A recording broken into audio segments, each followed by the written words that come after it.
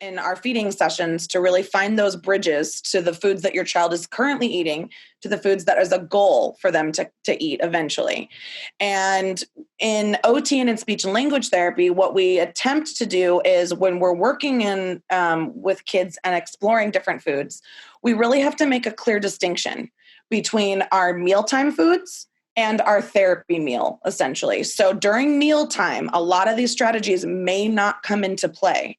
What we attempt to do is also establish a routine for our therapy meals. Our therapy meals are ways in which that we can explore different foods, explore different textures and smells and sights and everything that's important to the different foods that might be the deterrent for the child. But the expectation in a lot of these therapy meals is not to consume the foods. The reason because of that is because perhaps some of the foods that are presented during these therapy meals are foods that your child won't even tolerate in front of them. You might put food on their plate and automatically they're pushing the food away, they're throwing the food on the floor, they're gagging. So the expectation, that's a pretty sizable leap to go from I don't want the food to I'm going to eat the food. We know that's an ultimate goal, and it's really important for us because all of us are on that page with you, and we really want to help you get your child to be as successful as possible with the different foods. But in order for kids to start somewhere with at least tolerating being around the foods, we need to learn how to play with them. And that's why we distinguish therapy meals versus mealtime. Mealtime is when your kids get the volume of food intake, they get the nutrition that they need, and the foods that they should be eating as best they can, or certainly the foods that they can currently tolerate. Therapy meals is more presented in a similar fashion in which that they might have experienced during mealtime, but the expectation is exploration. We're going to learn about the different characteristics of food. A lot of times we get in the habits of saying, this food is really good. And the kid goes, no, it is not. And they're going to tell you the no, it is not in a lot of different ways that Highland described certainly previously.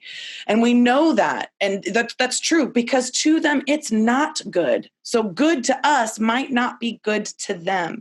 And so it's really important for us to also use these therapy meals as opportunities for us to learn the different characteristics of foods that kids have in front of them and learn new ways to describe foods that aren't necessarily good versus bad. So for instance, we've got this little one learning to play with carrots. They're learning to play with the shaved carrots. And so what we learn about carrots is carrots are orange. We can see that the color is orange. We learn that carrots can be wet. Once you peel a carrot, the inside of the carrot has some water to that. Carrots can be cold. If you keep them in the fridge, they're cold. Do you feel that? I feel that with my hands. Carrots can be really crunchy. If we have the full carrot, the baby carrots or the longer carrots, they can be crunchy. Listen to the sound when I crunch the carrot. So we try to encourage as much opportunity for kids to explore and learn about these foods as possible. And we realize that a lot of this playing with food isn't always appropriate for mealtime either. So we recognize the importance and the value and giving kids a safe space to explore some of these foods. So a lot of times in speech and OT, we get a little messy.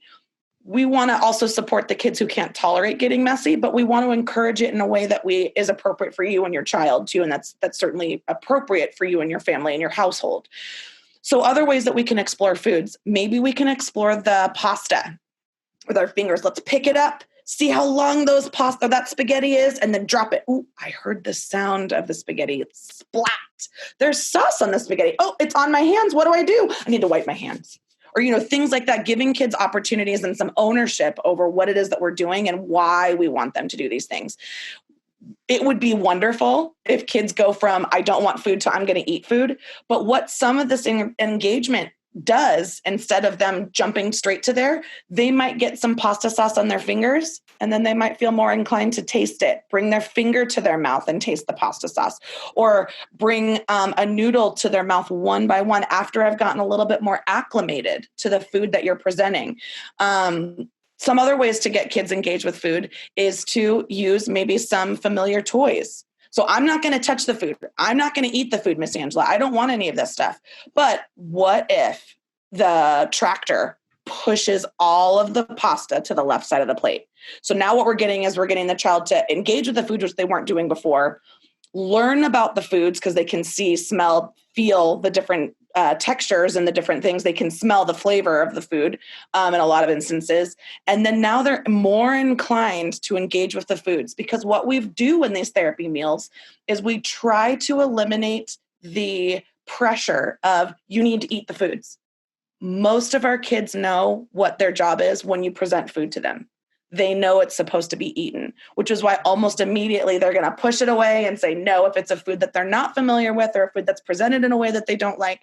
So what we try and do is increase engagement as best we can. And this is our first step into doing that, is by allowing them, eliminating the pressure. Sometimes even kids, I say, we're not going to eat foods today. We're going to explore foods. We're going to learn about foods. Oh, what foods are we learning about today? Instead of what foods are we eating today? They know what we want them to do.